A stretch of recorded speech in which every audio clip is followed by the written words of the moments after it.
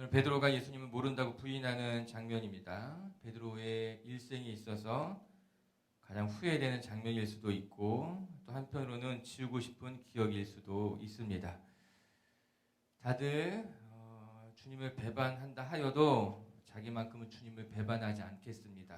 호언장담했던 사람이기 때문에 베드로의 부인은 사람들에게도 자기 자신에게도 적지 않은 충격이 되었을 것이 분명합니다. 베드로도 자기 자신에게 스스로 실망했을 것입니다.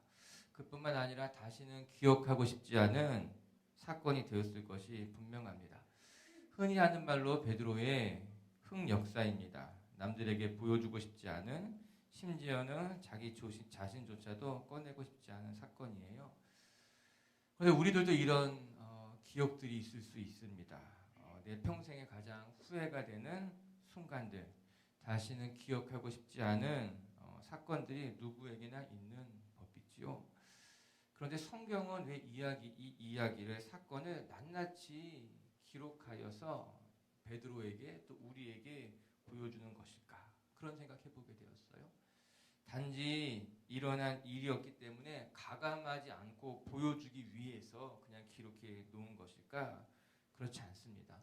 하나님께서는 이 사건을 성경에 기록하고 있는 데는 분명한 목적이 있고 이유가 있을 것이에요.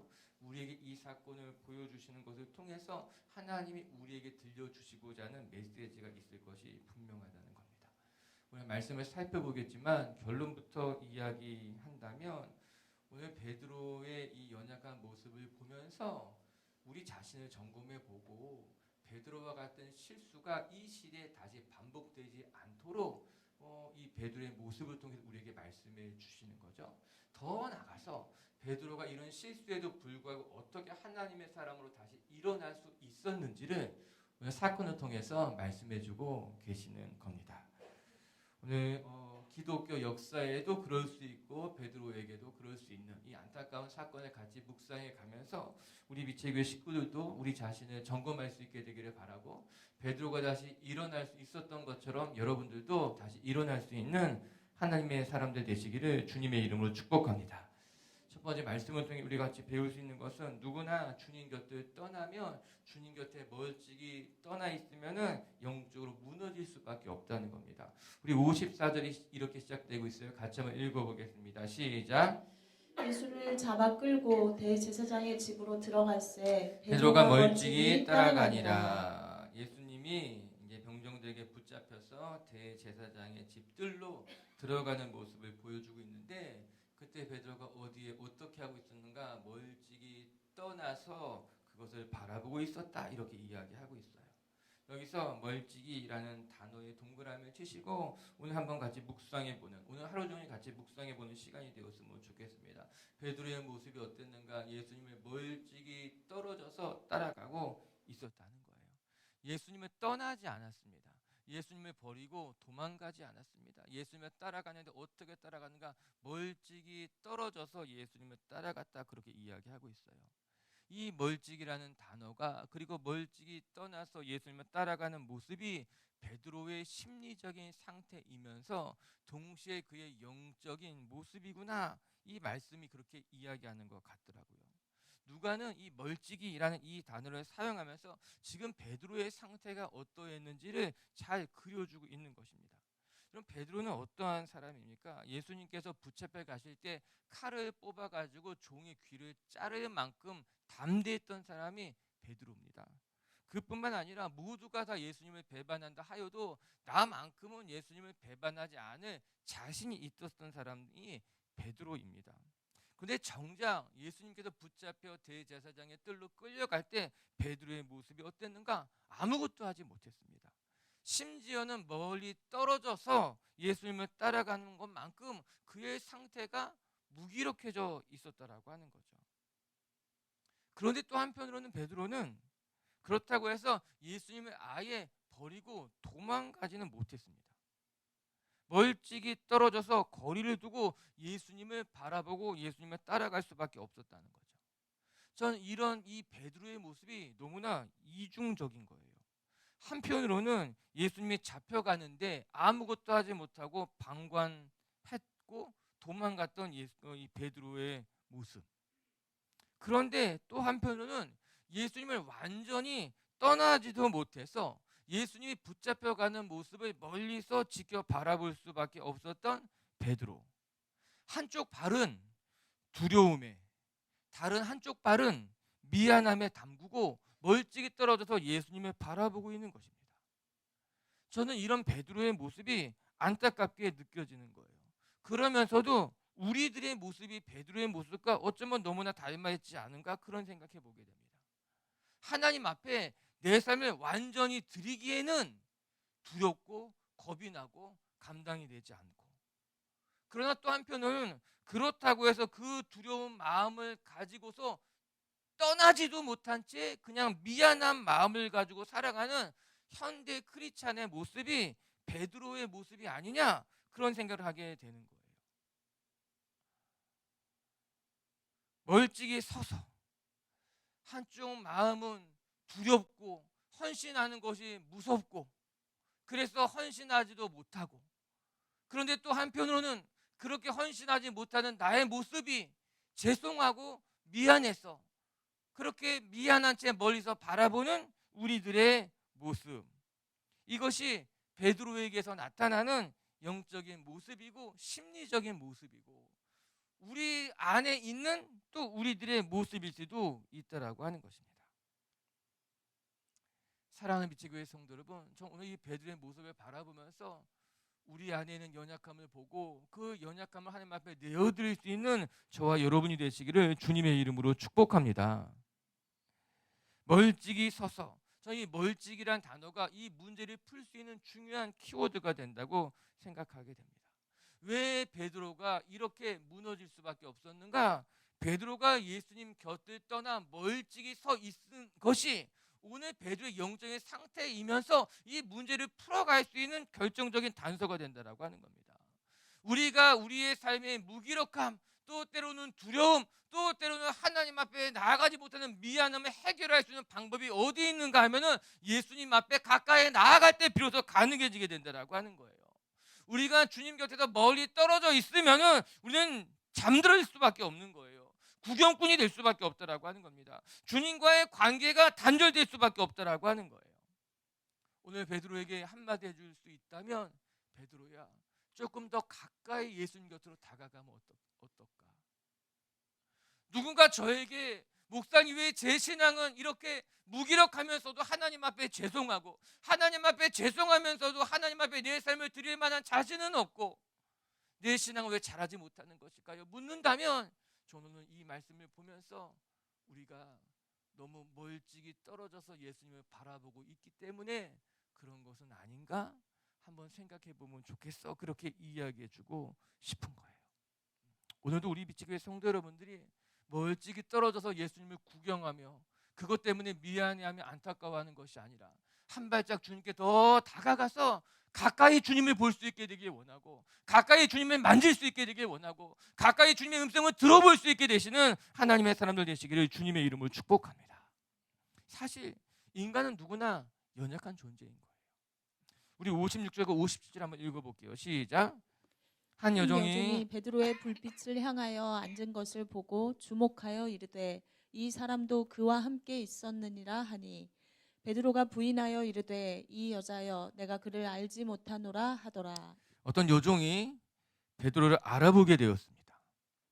원래 베드로는 매우 평범한 갈릴리의 어부였어요. 어느 누구도 베드로를 주목해서 바라보지 않았던 아주 평범한, 그냥 스쳐 지나가면 모르는 사람이 베드로였는데, 예수님과 함께 3년의 시간을 보내면서 베드로는 기적의 현장에서도 있었고 또 말씀을 전하는 현장에도 있었기 때문에 이제 점점 사람들의 눈에 익숙해져 가게 된 겁니다. 원래 그는 그냥 평범한 어부였지만 예수님 곁에 머무는 것으로 말미암아 사람들의 시선에 익숙해져 버리게 되었던 거죠. 그리고 이제 한 여종이 베드로의 얼굴을 알아보게 되었습니다. 예수님 곁에 있었던 그 사람이 아니냐라고 말이에요. 그리고 예수님이 로마 병정에게 붙잡혀 제사장 뜰에 나갈 때 그 여종이 이야기했습니다. 예수님 곁에 있었던 그 사람이 아니냐. 이때 베드로가 그 여종의 말을 듣고 얼마나 소스라치게 놀랐을까요? 나를 알아보는 사람이 있었다는 것 때문에 아주 놀라고 두려웠을 것입니다. 그리고 베드로는 자신도 모르는 사이에 나는 그가 아니라고 강하게 부인하게 된 거예요. 저는 이 여인의 당신도 저 사람과 함께 있었던 사람이 아니냐, 이 한마디가 베드로의 마음 깊숙한 곳에 엄청난 균열을 일으켰을 것만 같은 거예요.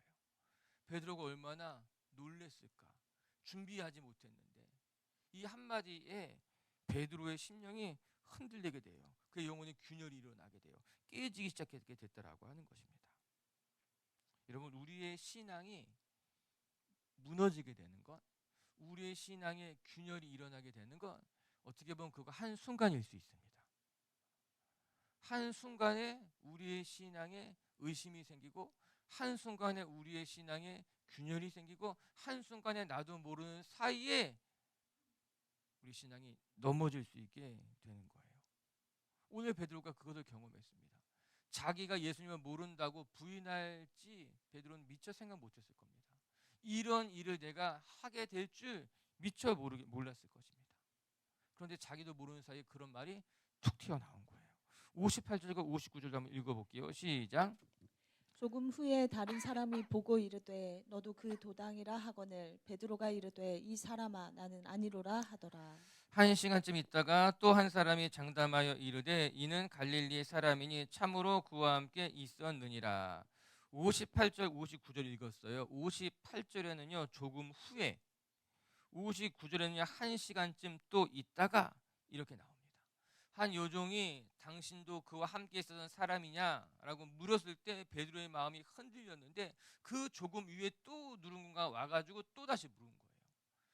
베드로가 무엇이라 변명할 시간조차 없었습니다. 이미 내가 거짓말을 했기 때문에, 모른다고 말했기 때문에, 그의 영혼이 무너지기 시작했기 때문에 그 조금 이후에 또 한 시간 이후에 또 누군가 또 물어보게 되었습니다. 제사장의 뜰에 있을 때에 한 여종의 말을 듣고 또 조금 그 이후에 또 한 시간이 지난 그 이후에 베드로는 조금씩 더 무너지기 시작한 거예요.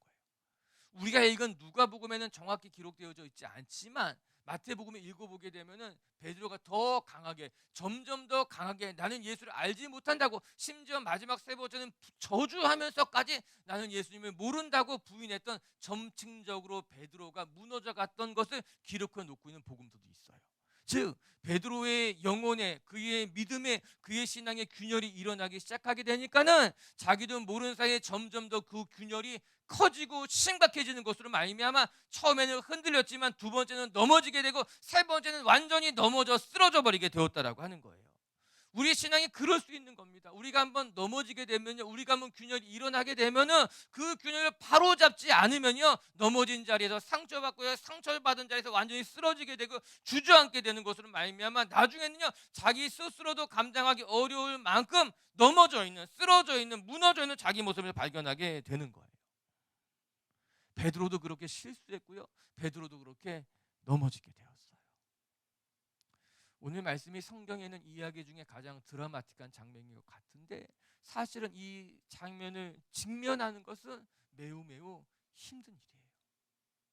왜 이 장면을 직면하는 것이 힘든가? 베드로의 모습 속에 내 모습이 있기 때문에 오늘 이 말씀을 묵상하는 것도 힘들고 직면하는 것도 힘들고, 그러나 분명한 것은 오늘 베드로가 이렇게 넘어졌지만 다시 예수님이 그를 이렇게 세우신다는 것을 기억하면서 우리 빛의 식구들도요, 넘어진 자리에서 주저앉아 있지 마시고 나도 주님 곁을 떠나면 주님 곁에 멀찍이 떨어지게 되면은 넘어질 수 있고 무너질 수 있는 사람들이라는 것을 기억하면서 깨어 있을 수 있는, 여러분 자신의 주님께 가까이 나가게 할 수 있는 성도님들 되시기를 주님의 이름으로 축복합니다.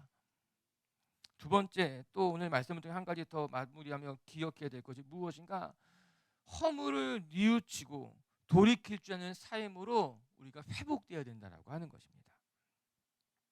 우리가 첫 번째 묵상한 것은 우리가 주님 곁에 멀찍이 떠나 있으면은 우리도 무너질 수밖에 없는 연약한 존재라고 하는 거예요. 그리고 두 번째 오늘 말씀을 통해 묵상해야 되는 것은 우리가 무너지는 인생이지만 다시 우리를 일으켜 세우시는 것이 예수님이기 때문에 우리는 허물을 돌이키고 뉘우치고 일어설 줄 아는 성도가 되어야 된다라고 하는 것입니다. 자, 베드로가 3번 예수님을 부인했는데요. 베드로가 예수님을 3번 부인한 사건과 부활한 주님이 부활한 주님이 베드로에게 찾아가서 내가 정말 나를 사랑하느냐 3번 되묻는 사건이 정확하게 대칭을 이루는 것만 같습니다.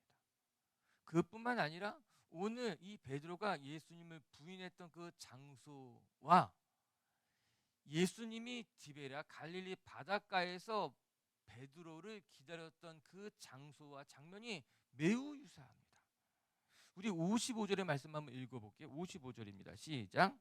사람들이 뜰 가운데 불을 피우고 함께 앉았는지라 베드로도 그 가운데 앉았더니 멀찍이 떨어져서 예수님을 바라보던 베드로가 숯불이 피어 있는 그 대제사장 뜰에 나가 그 숯불 곁에 앉아 있었어요. 그리고 그때 이제 이 안타까운 사건이 시작될 겁니다.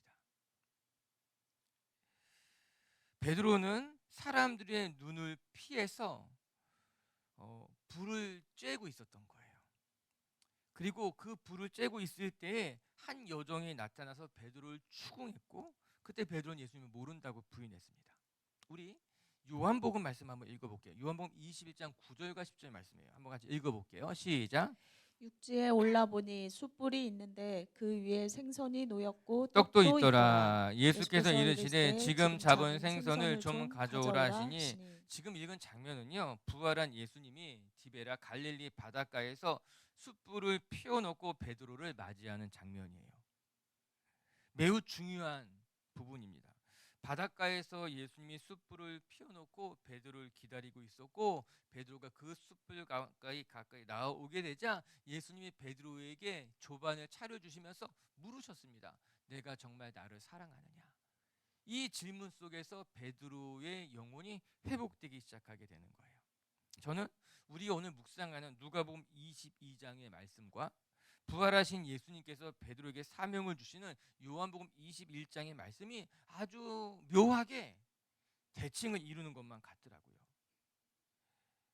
베드로가 예수님을 부인할 때에도 대제사장의 이 뜰 숯불 앞에 앉아 있었어요. 한밤중에 얼어붙은 몸을 녹이기 위해서 숯불 앞에서 숨어 있을 때에 한 여종의 말에 베드로는 주님을 모른다고 부인했습니다. 그리고 또 한편 요한복음 21장에 읽어보게 되면은 새벽에 고기를 잡고 나왔을 때에 예수님께서 숯불을 피워놓고 베드로를 기다리고 있었고 그 숯불 앞에 나아가 자신의 얼어붙은 몸을 녹이면서 예수님과 교제했고 예수님의 말씀을 통해 그의 신앙이 회복되기 시작했다라고 하는 거죠. 저는 부활의 주님이 숯불 앞에서 베드로를 기다리고 있을 때에 베드로의 마음이 어떠했을까요? 불과 며칠 전에 있었던 일이에요. 예수님을 배반했던 사건은 불과 며칠 전에 이와 똑같은 장면이 베드로에게 기억됐을 것입니다. 이와 똑같은 숯불 앞에서 나는 예수님을 모른다고 부인했는데 오늘 그 숯불 앞에서 예수님이 나를 기다리고 계셨던 거예요. 베드로의 마음이 어떤 생각이 들었고 그의 마음에 어떠한 변화가 일어나게 되었을까? 저는 이 장면이 이 세트가 예수님이 베드로를 회복시키시기 위한 엄청난 노력이고 다시 베드로를 일으키시기 위한 예수님의 아름다운 장치라고 생각하게 됩니다. 우리 말씀에 처음으로 제가 설교의 서두로 돌아가게 되면은 이 사건을 성경은 왜 기록해 놓은 걸까요? 하나님은 이 사건을 성경에 기록해 놓으셔서 우리에게 들려주시고자 하는 메시지가 무엇일까요? 너희들도 베드로와 같이 실수하는 인간이야. 너희도 별 다를 바 없는 연약한 인간이야. 이 이야기를 보여주고자 이 사건이 성경에 쓰여져 있는 것일까요? 전 그렇게 생각하지 않습니다. 물론 이 사건을 통해서 우리는 베드로와 같이 연약한 우리의 모습을 보는 것도 중요합니다. 그러나 그것보다 더 중요한 것은 이 사건을 통해서 베드로가 회복된 것처럼 우리를 회복시키시고자 하시는 예수님의 마음과 하나님의 계획을 발견하는 것이 중요하다라고 하는 거예요. 오늘 예수님은 낭망했던 베드로를 찾아가서 베드로를 숯불로 데리고 이끌어 오시고 베드로에게 3번 부인했던 베드로에게 똑같이 3번 되물으십니다. 하지만 더 물어볼까요? 61절 말씀 한번 읽어볼게요. 61절 말씀이에요. 시작. 주께서 베드로를 보시니 베드로가 주의 말씀을 곧 오늘 닭 울기 전에 내가 3번 나를 부인하리라 하심이 생각이 나서 주께서 돌이켜 베드로를 보시니 베드로가 예수님을 부인할 때에 공교롭게 그 앞을 지나가던 예수님이 고개를 돌려서 베드로를 바라보신 거예요. 그리고 베드로가 예수님과 눈을 마주치게 되었다는 겁니다. 그렇다면 예수님께서 베드로를 바라보셨을 때에 예수님의 눈빛은 어떠했을까요?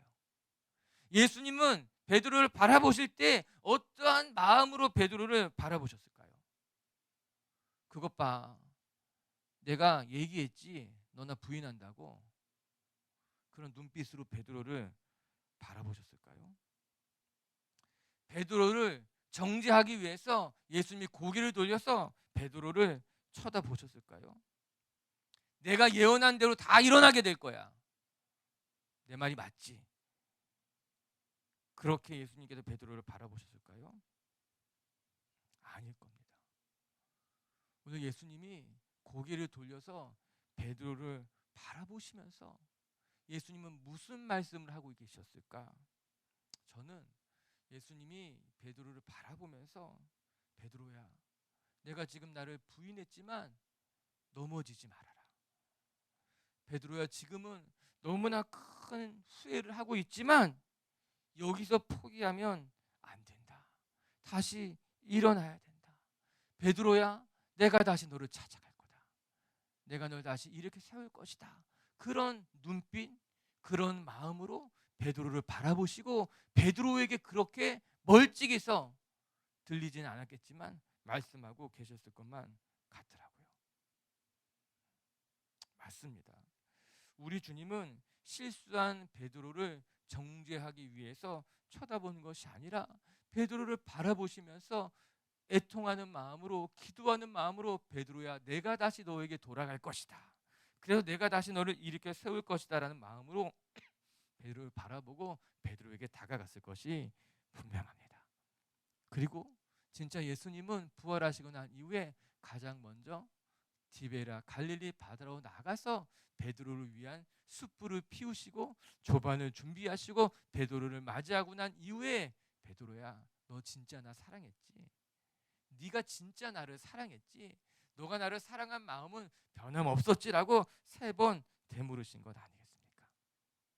오늘도 우리 주님은 우리가 연약해서 넘어지고 또 실수하고 정말 내 인생의 흑역사와 같은 그 사건들 때문에 가슴 아파할 때에 우리를 정죄하시거나 우리를 포기하시는 것이 아니라 다시 우리를 회복시키시기 위해서 우리에게 다가오시고 우리에게 말씀하시고 우리를 일으켜 세우실 줄을 저는 믿습니다.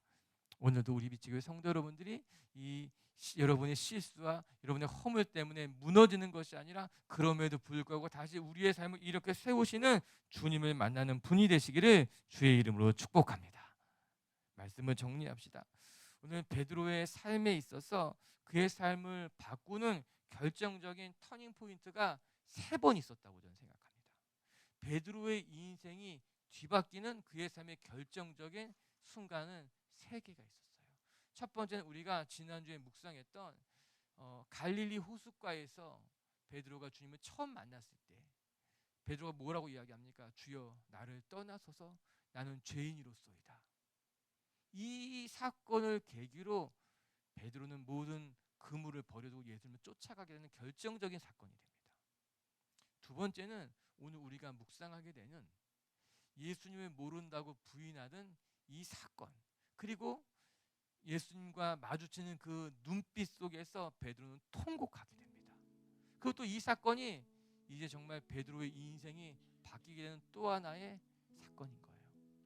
그리고 마지막의 사건은 사도행전에 기록된 성령님이 임하시는 사건을 통해서 베드로의 삶이 또 한 번 달라지게 되었어요.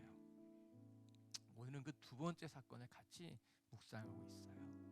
베드로의 인생에 있어서 어떻게 보면은 실수, 어떻게 보면 가장 큰 아픔, 가장 큰 상처를 주는 사건이었지만 이 사건을 계기로 베드로는 뉘우치게 되고 통회하게 되고 주님을 더 사랑하는 마음으로 한 걸음 전진할 수 있게 되었던 겁니다.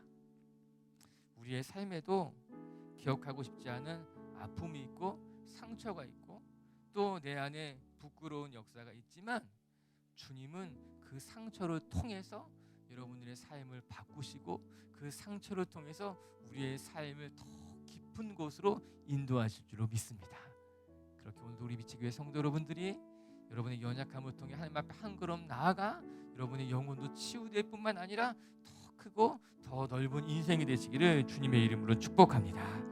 첫 번째 말씀 통해 기억합시다. 우리가 주님 곁에서 멀찍이 떨어져 있으면 우리 영적으로 잠들 수밖에 없고요, 시험을 받을 수밖에 없고요, 때로는 넘어질 수밖에 없는 거예요. 오늘도 우리 주님을 멀찍이서 구경하는 신앙이 되지 마시고 주님 곁에 한 걸음 가까이 나가 주님의 음성을 듣고 주님을 붙잡을 수 있는 성도님들이 되시기를 주님의 이름으로 축복합니다.